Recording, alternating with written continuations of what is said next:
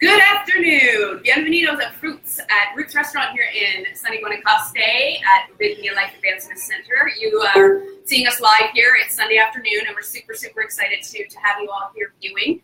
We're going to wait a little bit here just to get as many people as we can viewing live before I get started, but I'm going to be doing a little bit of a recipe demo, and I have a few of our amazing returning guests here with us today. I've got my dear friend Marcia and her friend David from Montreal, Canada, and I say that like David because I'm Canadian and I need to practice some of my French. That's about as much as I'm getting in here today. But they're going to help me a little bit today, I think, and we're going to welcome our guests that are here on the grounds right now if they want to come and watch. And we're just going to do a little bit of a demo about, as you read in the topic, juicing and high-frequency food. And my sink just started running. That's the way we go here in Costa Rica sometimes for Vida. We just come off of a couple of really rainy days here this week. We had a little bit of effects of tropical storm Nate. That has not dampened any of our moods here, and we're just going about the business, healing lives and encouraging souls and creating amazing food for the masses. So we're super excited to have you guys here and for me to do my first Facebook Live here from Fruits. And in the future, I'm planning for all you future guests, I'm also going to be doing hopefully a weekly cooking class here as well, so that we can start to help show you how to bring the things that you're learning here at home with you. So that's going to be a part of our program, I think, very soon upcoming as well. So why don't we get things started? And we're going to, see you think so. My sink, this is classic, live TV. My sink won't stop running. That's awesome. Maintenance just fixed that for me this second. So we can roll with that. Hopefully this isn't damaging the audio too much. But we're going to get started here with juicing because that's a big part of the program here at Rythmia. And we offer a juice program. We have unlimited coconut water that's cut fresh from our coconuts every morning. Like, this is some of the more mature coconuts here in Costa Rica. You want to have a feel of that. It's got some good juice in it. It's nice and witty. But we have fresh coconut juice that's unlimited for our guests that we chop fresh with our machetes in the kitchen every day. We also have unlimited pineapple juice. We always have different flavored waters as well, lemon and cayenne every morning to help you your juices flowing first thing in the morning. And we also have an additional juice program that you can purchase. It's a super great deal. It includes 3 juices. There's a morning green juice, a lunchtime beet juice, which is what I'm going to show you how to make today, as well as an afternoon or evening coconut aloe juice, which is made with cucumber. I don't understand why this one's so running. This is really quite entertaining. Anyways, so a big myth about juicing that a lot of people have is that it's a big pain in the butt. Do you guys juice at home? But I buy it. You buy it. Which is super awesome and convenient now. There's so many juice bars available. I mean, in every major city now you can count them like you can count a certain coffee shop on every corner. So that's a super convenient way to do it. But it's also super simple to juice at home. You just have to get yourself a good machine and just commit in the mornings. And it's not a huge time consumer like a lot of people think. Like when I make my morning green juice, it's from washing my vegetables, chopping them, juicing them, cleaning the machine is like less than 15 to 20 minutes, and I just leave my carts to dry, and then I put them away and get the juice ready for the next morning. So it doesn't have to be a huge commitment at all. Now that sink's filling of water. So what I'm going to show you guys today is our beet juice, and then we're going to do something with the leftover pulp, and then we're going to do a little bit of a vegan cheese, because, beet juice, vegan cheese, and crackers, that's what we're having for lunch today here at Fruits. So super easy to get us started here with the juice. I've got a couple of carrots here. I'm just going to use one because this is going to be a serving for about 3 to 4 of us. The recipe that I'm going to actually probably link to in the comments after this live will be for 4 8-ounce servings, which is 1 serving for me. I'll bring the whole 32 ounces in one sitting. That's what I'll have for lunch some days when I'm on the go. So we're going to do one carrot because these are massive carrots. We got that all good. I'm just cutting off the ends here. I didn't peel it because it was a nice organic carrot, so just keeping the skin on there to save myself time. 1 green apple, and this is going to help cut some of the beet taste. A lot of people say they don't like beets because they think it tastes really like the earth or dirty, if you will. So I like to add something a little extra sweet to go along with it, especially for first-time beet juice drinkers. The carrot is also naturally sweet, so that helps a lot. Do you like beet juice? I love it. Yeah. I love it. And beet juice, the reason why I have beet on the program, like the 2 other juices are pretty green, which is awesome, alkalinity, and more people, it's just an easy way to get greens into your diet with juice. I added the beet juice in because I wanted some variety, but also because I wanted something grounding. Because when you're in Costa Rica, you're not used to it. The heat can get to you. If you're here doing the plant medicine and the breath work, that's very air inducing and can kind of get you a little bit up underneath withers a little bit. So this is just my little extra rooting, with the root vegetable, but the color red is also associated with the root chakra, if you know much about that, and so that's my main reason for the beet. Also, it's immune boosting, it's good for the liver, it's good for the muscles, so, what's wrong with beets? Nothing. We love beets. So I've just chopped up one large beet, and I'm going to put in 2 stalks of celery as well, and I'm going to leave the leaves on, I'm not even going to bother. And I just have these soaking in water with a little bit of a vegetable cleaner for the morning, and that's going to keep them nice and crisp. Put that over there. And then we just got to put them through our juicer. Now here with me in our kitchen, we use a Norwalk juicer, which is a I don't want to say expensive. It's a more commercial grade juicer, and they can run anywhere. I think they're around $2,500 in the U.S. these days. But as far as juicers go, one of the best that you can get because it does very little damage to the enzymes in the vegetables. If we want to talk about enzymes, that is kind of like the life force of the food and what keeps your body humming. We all have natural enzymes, so if we can keep the bank count of our natural enzymes up in our body, it just helps keep our body keep humming along in an optimal way. So we like to add them in by using fresh, raw fruits and vegetables because they're also very enzyme rich. So the Norwalk juicer is what most commercial juice bars probably use. It's cold pressing. There's no heat involved. It's very gentle with the cell walls of the plants. So that's what we use here at Rhythmia for our juices. But when you're in a pinch, this is my bottle that I have at home. And I just picked this up here in Costa Rica at one of our the big city stores, and it's been absolutely perfect at home. Really great if you're just going to juice and drink. The juice doesn't last so long in the fridge if you're using a machine like this, but it's perfect for at-home use. So I'm going to show you how to use that. So I'm just going to set it up. I'm going to put it on high. It might get a little bit loud, so I might not do the whole juice here.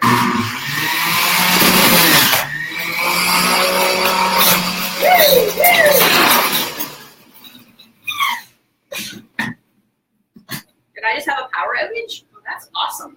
So imagine, live, Facebook Live, it's not live TV like I said earlier. But what I'm going to do, you've seen the recipe, is I'm going to ask one of our wonderful servers, Daylin, to grab us a glass of beet juice. Actually, in the fridge, there should be a tray with 3 juices in the fridge. If you can bring that over, that would be awesome. And we can show you what the final product is, and you guys can taste it. Perfect. Like TV magic. I actually prepared 3 juices ahead of time. One of the greens, one of the beet, one of the aloes, and I forgot it in the fridge. Not gonna lie, I always forget about one thing. If you go back and watch any of my live TV segments on my website, you'll see I always forget at least one ingredient. every time. And I thought I was so set up here, but I forgot the juices. And the electricity part, I can't help. We got water and we got electricity. It's the way it is. So just imagine I had done that, and bada boom, bada bing. What we have left over is all of this pulp. This is the juicing process. So what we're going to get in a moment here is going to be our juices, which is all the liquid that we've extracted from these vegetables. And what we're left is the fiber, essentially. So a lot of people question, fiber looks like that. A lot of people ask me, why juice? Why not just do smoothies? And I say do both because I think they both have awesome health benefits and reasons. I'm actually going to also link to, or I'll talk to someone in the Rhythmia offices. I have a little infograph that I made about the difference between juices and smoothies, because we do offer smoothies here at Rhythmia every morning on the buffet as well, at least 2 different choices, as well as the juice program. And as far as juicing goes, why? For me, it's because when you eliminate the fiber, you have all of this vital nutrition. Thank you, David. I'll just grab that for you. All of this vital nutrition is available to go directly into your bloodstream. So here's our 3 juices as mentioned. Green is our morning green juice, which is a combination of spinach and kale, cucumber, celery, lemon, a bit of green apple, and a lot of love.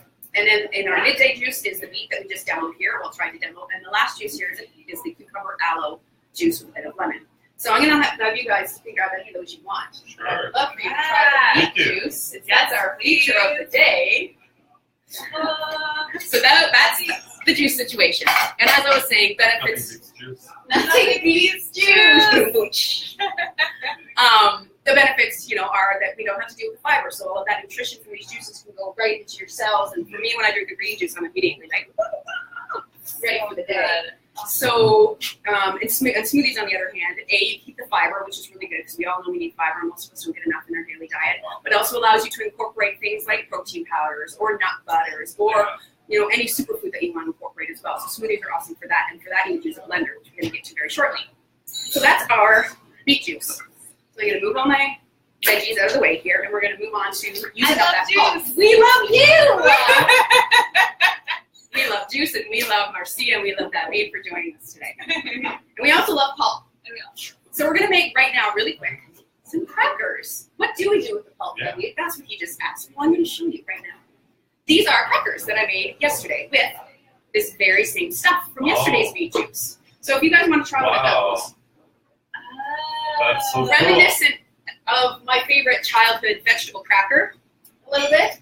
Oh my god. Really, really simple, but I'm going to show you how to make those today. Now, I made those in the dehydrator, This is amazing. Yeah. and I'm going to let you have a lot more of those, but not till we have some dip. I'm making a dip as well.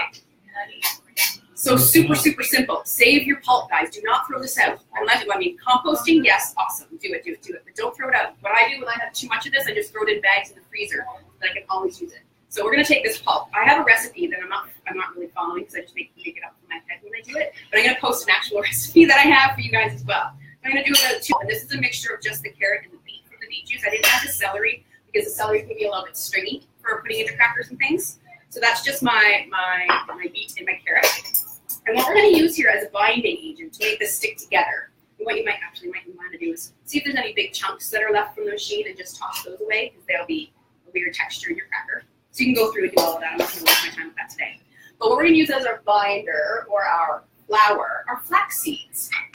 Now this is something I've been using for a long time. You can see that. So these are flax seeds, and you can get them golden or the darker brown like this. Doesn't matter whichever one you want to use. If you want your cracker to have a nicer, lighter color at the end, go for the golden ones. That's when my crackers turned out quite brown. But this is going to be your binding agent. So those are what the flax seeds look like whole. What we want to do is we want to grind them up. This is what they look like ground up. So this is ground flaxseed, and I just did this in my Vitamix blender. You could do it in your coffee grinder. I suggest that if you're going to do a lot of cooking at home, you get yourself a coffee grinder that you use just for things like this and for grinding seeds. Don't go and use your coffee, put your coffee into a coffee grinder after you ground seeds, and then you're going to be like, "Whoa, what is this?" So this is our ground flaxseed. Yes. Super yummy and also great ingredient to put into your smoothie. Super fiber and helps make things really thick. And the reason we're using it in this red is because when this ground up seed comes in contact with moisture or liquid, it becomes quite gelatinous, almost like an egg white in texture. And that's what's going to hold, aka glue, our crackers together. So I'm going to add about a half a cup of that. So I think it's about 2 cups of pulp to 1/2 cup flax. Like I mentioned, I'll add something, a little link here in the comments here or somewhere else that they tell me to put it that would make more sense. So we're going to add that in and just give it a little mix. And now I'm going to add in some more flavoring. This would be pretty yummy and easy, and if you're going to be for sure adding it to using a dip with it, this would be pretty tasty on its own, nice little sweet cracker. And I'm going to add a pinch of salt, just a tiny little pinch.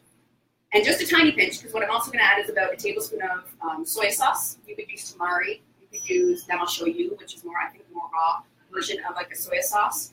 Tamari is a gluten-free option. Just going to add that in. That's just for flavoring. It's going to also lend to the darkening of the color.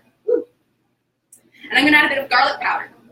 You could just mince in some fresh garlic if you want, but I like incorporating powder into a recipe like this because it just helps spread the flavor out a little bit more. And I'm also going to add in some curry because I'm on a curry kick, yo. These guys will know that I'm on a curry kick because they're going to be eating my food all week and I've been eating curries like there's like no tomorrow. Love it. A friend of mine mentioned curries to me the other night when we were talking about our favorite food. He said, I love good curry. I was like, hey, me too. I don't make enough of those. I have to think of it because I'm doing it some more. And then we're just going to mix that up. Mixing it up and add some water. Now, counterintuitively, we just took all the liquid out of this, right? Why are we adding more water? Well, we need to get this into a texture that it's going to get nice and sticky. I'm going to show you guys at home right now, but it's still it's actually more dry now because we've incorporated that flax into it. Wow. But it smells good already, right? Oh, yeah. Eat that. But eat this too. It's so good. I know. We're super weird. So then we're going to add in some water, and that's going to help stick it together. And I just eyeball it. And you put in a little bit more than you think, because you want it to become nice and soft that you can spread it out into a cracker formation. I'm just mixing this and mixing this. And then, I don't use a recipe like I mentioned when I do this, because I've been making these things for so long that I eyeball it, and I just toss in more flax and more water as I need. But once you do a recipe like this a few times following the instructions, you will quickly get to know what texture you're going for, and then you can start swapping out ingredients. If you didn't want to use water here, you could use some of that beet juice to intensify the flavor, or you could pour in a bit of apple juice That would be really good. The apple juice with the curry and the beef, that would be pretty yummy. But like the world is your oyster. Play around. The world is your oyster when it comes to making beef crackers. So the next thing we're going to do is get our dehydrator sheet ready. So I know that most of you, maybe you haven't heard about dehydrating food, but it's huge in the raw food world. And I'm actually going to do a live all about that, I think, at some point. I'm just working out all my content where I'll get into more about that, and I'll show you the different dehydrators that we use and la la la la and all that stuff. So you can choose whether you want to join in on that or not. Dehydrating is going to be part of your life or not. Yeah, we'll talk about that in the future. But for now, I'm just going to show you that I'm doing, this is a little tray that goes into a machine that looks like an oven. And then it sits at a very low temperature for hours and hours and hours and slowly evaporates and sucks out all the moisture so you're left with a dry product. If you've been to Rhythmia, you probably had our dried fruits. We do all of like fresh pineapples and mangoes and apples and papaya and all of that stuff, just cut fresh and then dehydrated, and it becomes like soft, it's like fruit candy. You guys have Yeah. Watermelon, if you dehydrate at home, watermelon. Hydrate that. It's incredible. It's like the best thing in the world. So I got my dehydrator sheet, and then I've also got this non-stick sheet. It's kind of like when you're baking cookies, and some of you guys use like a silicone mat or something at home. It's kind of that same idea, and what that's going to do is be a non-stick surface for us and our cracker. What I'm going to do is I'm going to just plunk all of that dough, and you can see the texture. It's kind of I don't know what to compare it to. It's like a dough, and I can spread it.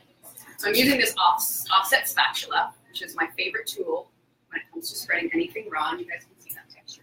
Yeah. And it's like the perfect texture for spreading. So what I'm going to do is normally I spin my whole tray around, and that really helps with the spreading, but the space is limited. I'm not going to go too crazy. And I'm just going to spread it out to, I want it kind of a thin crisp. But the thing about dehydrating is when we start eliminating the water, everything intensifies. The flavors will intensify, number one. So think about that when you're seasoning, but also it will shrink. Like a big piece of pineapple this big will shrink down to this when the water's taken out. This cracker's going to do the same. So we don't want to go too thin. If we go too thin, then when it dries out, it's just going to crumble. So I like to do, I don't know, what's that, about half a centimeter? Yeah, about a half a centimeter thick for something like this. If I'm going to be using it for, say, a vegan pizza dough, which is what we could do, and I'm making it into a circle, so maybe that's what we'll do. We'd want to go a little bit thicker, because eventually, once that's dry, we're going to need to put toppings on it. So I would go a little bit thicker than that. So really quick here, just making a little round. Nice to have a little crust. We're going to do pizza. It is kind of like pizza dough. Yeah, totally like pizza dough. And then what I'm going to do is I'm going to take my knife, or you could just use your offset spatula, and I'm going to score it. Because we're going to dehydrate this so to the point that it's completely dry. If I were to do that and then try to cut it, it wouldn't work. It would just crumble apart. So I'm going to just score it into some pizza slices, because why not? We can make raw pizza tomorrow. Yes! Maybe we'll do that on another video. We'll make the rest of the pizza components. So there we go. We've got that all scored out. So then this is going to dry in my dehydrator for I'll probably do it for about 8 hours here. And then after 8 hours, what I'll do is I'll pick this whole piece of plastic up, because this top will have been dry by then. I'll flip it over and peel the backing off, so then the underside can get dried. And here in Costa Rica, it will probably take maybe 20 hours, I'd say, at this point, because it is so humid right now. Yeah. When I used to do this recipe or something similar up in Toronto, it would take about 8 hours on one side and a couple of hours on the other, and it would be dry and ready to go. And then these crackers, when they're done, like we mentioned, these are so dried out that they will be shelf stable forever. Wow. The problem here in Costa Rica is the humidity. If you don't have them in a nice sealed jar, they get soggy. You can just redehydrate them. But because they have no water left in them, there's no real chance for any bacteria to grow or mold of them to go bad. That's why we started dehydrating back in the day anyway. That was, something we did to preserve food. Fermenting and preserving, and dehydrating, that was all the way of preserving food.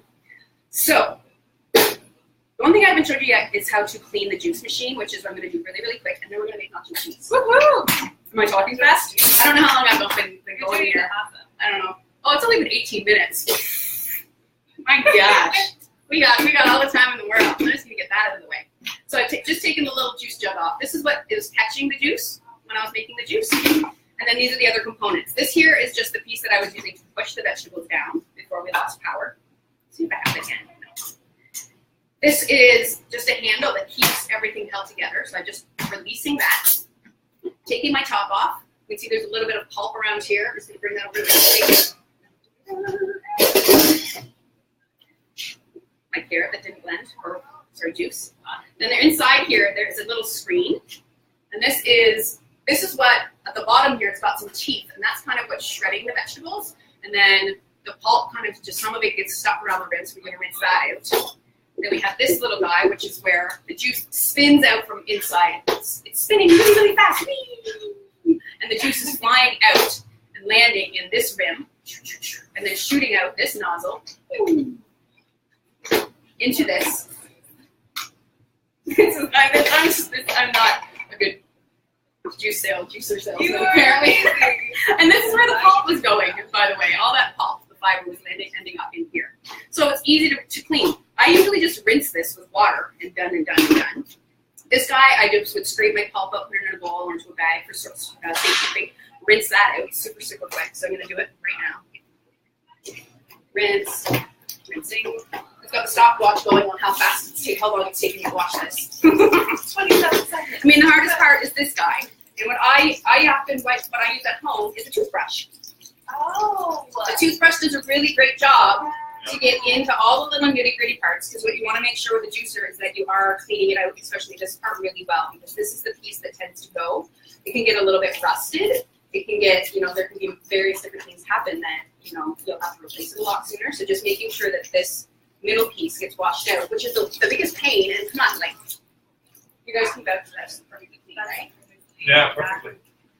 Dun, dun, dun, dun. And it took me 30 seconds, and then I'm just going to put it on my drying rack. After I've rinsed this, it will take you 5 minutes. It's not time consuming. Juicing at home is not the pain in the butt people think it is. And if you're buying really good quality produce from your farmer's market, a good rinse under the sink. Not like you're spending hours and hours rinsing either. So I would really encourage people to do it. If you've been thinking about it, try it. So the last thing we're going to do here today is a nacho cheese recipe. So this is a recipe that I actually taught at my very, very first vegan workshopping class in Toronto in my 17th floor apartment. And I still have clients that were at that event. Well, clients. I say clients, they were friends because it was my first class, so I had a bunch of my friends showed up and no actual paying guests, but whatever, it was fun. It was super fun. But my friends still write me saying, hey, I did that cheese recipe again for, Super Bowl Sunday, and even my non-vegan friends didn't realize that it was made of plants. I mean, I have nothing against regular cheese, don't get me wrong. I eat goat cheese, especially from this farm around the corner from Rhythmia where we get all our goat products. I eat it like food out of style. I'm not fully raw vegan, and a lot of people assume that I am. If you saw my last video on intuitarianism, you know that I'm not. If you haven't seen it, check it out. It was last Sundays. It's still available on the Rhythmia Facebook page. I digress. Back to the nacho cheese. So we're going to make this today. It's one of my favorites, and this is one of the few things I do make at home. So it's based with cashews. Everyone loves a good cashew, and in the plant-based food world, when you want to sub out dairy for whatever reason, cashews are a really good option for many reasons. Number one, it's the texture, the flavor is really quite basic, so you can mix it up with a lot of different additions and things like that. But also, once you soak it or add any sort of liquid to it, it becomes really, really creamy. It's a really great dairy alternative because of that. So it quite often is used for things like sour creams and yogurts and vegan cheesecakes and the like. So we're going to use it as our cheese base again today. So what I've done is I've got about 2 cups here that I've soaked overnight. So they're super soft. You can see I'm just breaking them in my hands. So we're going to add those into the jug of our blender. You can use any blender you have at home. We're using the Vitamix here today because these are like the Rolls Royce, super high powered, you can blend your cell phone in there. They're that strong. Don't do it. Or don't test it and then blame me when your blender breaks. So we got about 2 cups of cashews in there that we've soaked. You don't have to soak them. I've done this a million times last minute without soaking my nuts. Some people say that soaking nuts also not only makes the nuts softer, but also helps eliminate some digestive enzymes and whatnot that make nuts hard for people to digest. Again, I don't study all the science on these things. This is just something that a lot of my teachers have told me. I see a lot of comments coming up. I think at the end of this, I'm going to go through and see if there's any questions. And I'll try to answer them either at the end of this if I haven't gone on too long, because I tend to talk. I talk in fast too. And stuff, right? Really? You're getting all this? You're writing it all down? But we'll see at the end of this, when I'm done with this last recipe. And then if I don't get to the questions now, I'll get to them definitely before next week's live, if not sooner. Maybe today after the live is over. Back to the recipe. So our 2 cups of our nuts. You can add in a pinch of salt. Pinch of salt, whether you're doing a sweet dish or a savory dish, always important because it just brings the flavor of everything out. So I always recommend that. Then we're going to add in other flavorings. Here I've got cumin, which I just love, and it just makes, to me, it's all things Mexicana. So I'm going to add in just a bit of cumin. I'll post this recipe as well, the exact measurements, because I'm not going to do that today. We're going to add in garlic again as well. I'm going to toss in a whole clove that I've gone in and just taken the peel off of. And I'm also going to add in a pinch of the garlic powder because they're very distinct in their different flavor. The pungency of the raw and the more gentle flavor of the powder. I'm going to add a little bit of paprika as well, just for a little bit of extra kick as well as color. Here I've got one of my favorite things in the world, hemp seeds. So if you don't know much about those are the seeds of the hemp plant, not the marijuana plant. It's similar but not the same. We're not going to get high from eating these. But they are a super great source of plant-based omega-3 fats. So I use them in my diet a lot because I don't eat a lot of fish. I do, but I'm not a lot. So I use these to supplement, and they are a great, because they are such a great source of fat, they also blend up and give a nice richness to things. I put it in my coffee in the morning. I blend it right in my coffee in the morning. Oh, wow. Yeah, with my chaga and my reishi and my coconut oil and my tea and oh my lord. All of it. Goodness me. That's a great time. B12. And B12, yes. Which is also important if you're following the plant-based diet. So we're going to add in about a tablespoon of that. And these last two, well, all these ingredients are optional. Use what you have. The next one I'm adding is Nooch, nutritional yeast. This is a powdered, non-active yeast, which I believe is a byproduct of molasses production. Who knew? And it's like, it looks like fish food. If you're looking forward to this in the bulk food section, look for the fish food. That's great. I've never said that, and I'm going to use that from now on. I love Roxanne. Yeah. But I have been smelling it because it smells kind of like a mix of Parmesan and stinky feet. Yes. Blue cheese stinky feet, which is cheesy. So I add it to any of my plant-based cheese-type dishes. Or I sprinkle it on salads. I sprinkle it on like steamed broccoli. I put it with popcorn and coconut oil. It's so good in so many different ways. Kale chips. Oh yeah, the kale chip in the dehydrator. Oh, So good, girl. I know, I'm on it. I got a recipe for that on my blog too. If you know meganpearson.ca, you can get that as well. Next thing I'm going to do is I'm going to add a bit of lime juice because we're doing this kind of nacho cheese. And by the way, if you can see that, you can. These limes, I had an emergency yesterday. I ran into limes. Myself and one of my lime cooks went out back to one of the trees, like literally right back there, and picked all of these fresh from our tree. Oh my gosh. So good. Lime season. And look at the size of them. They're huge. They're so huge. So good. So I'm going to add the juice of just 1/2. Does it taste? Have it. So yours, my friend. Have that in your water in the morning. That's the best. Doesn't get any more branch to table than that. No. So I'm going to just put 1/2 of that in there. I'm going to add in red pepper. Now, sometimes when I do this, I do roasted red pepper, whether I roast it on the flame on the stove myself and then peel it, pop it in, or from a jar. Roasted red peppers is also great. But I'm going to use fresh steaks. We're keeping this in the enzyme-rich living food world.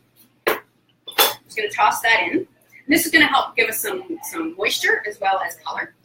And because I know, because I've done this so many times, it's not going to be super duper red, I'm going to add in some tomatoes. And this is just a cheat. The other day I made an avocado mousse that was raspberry strawberry based here in Mia, and the color wasn't singing for me because it was avocado with the berries. So I added in a chunk of beet as a color cheat as well. Just enough to give it color, but not enough that you could digest. So you know that color. Just like I put in like this much, and it was just enough to make me go, oh, it looks like raspberry, but it was the beet food coloring. Amazing. Focus. Okay, so this is all of our ingredients. Now the other thing we need is just water, which I have running incessantly beside me, but I have a jug full. I'm going to pour that in. And I'm just going to add enough that I think it's going to help me get blending, and then it's going to get loud up in here again. I'm sorry if this feedback's on Facebook. I haven't ever tested this before. So we'll see. I won't do it for a while. I have to do it for long. Sorry. Plug your ears.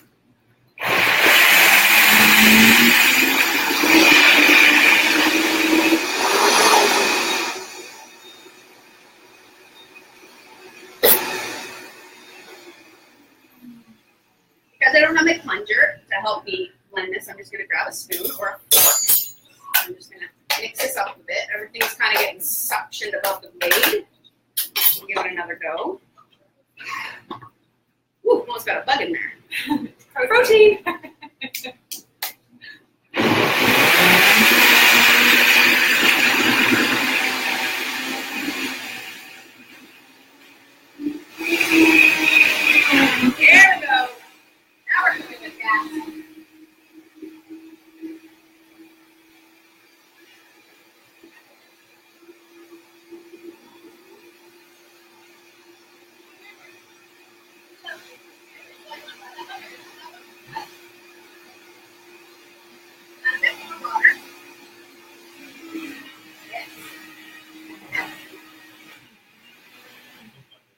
There we go. That's as Yeah. far as we're going to take it today. You like that one? Oh yeah, I love it. Super cucumbery.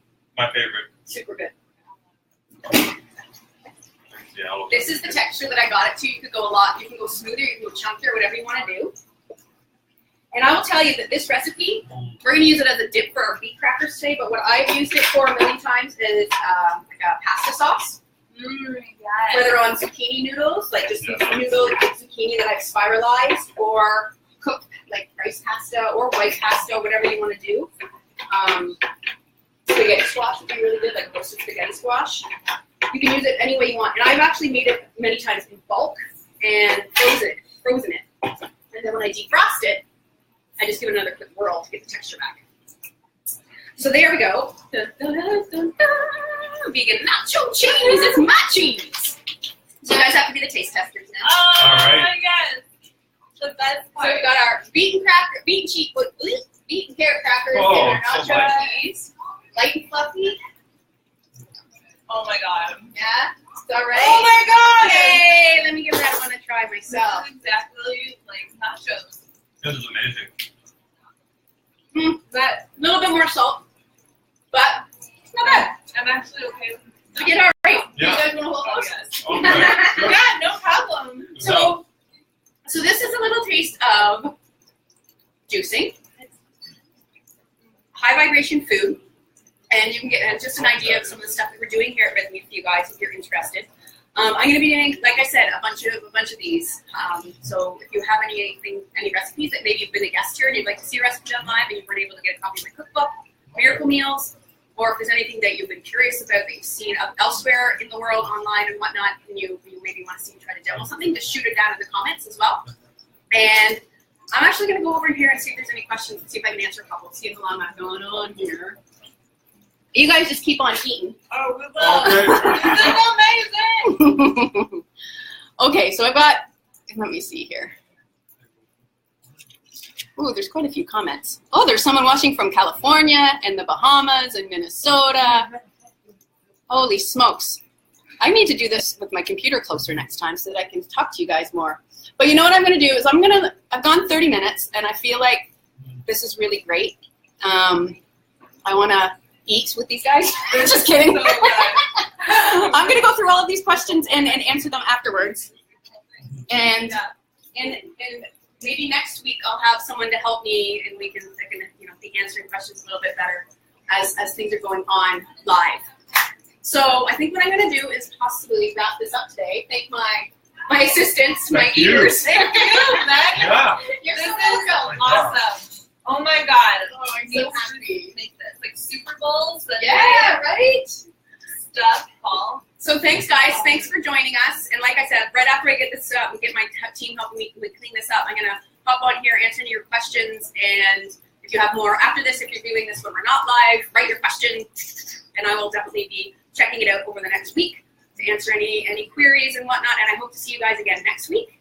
I'm not sure exactly what I'm doing for content yet, but it's going to probably be another food demo. No. And we'll have information coming out about that in the newsletter, I'm certain, later this week. So thank you guys so much for coming and joining us live. And hopefully we'll see you here one day at Rhythmia. If not, we'll keep seeing you here live. Don't forget to join in tomorrow night for Dr. Jeff.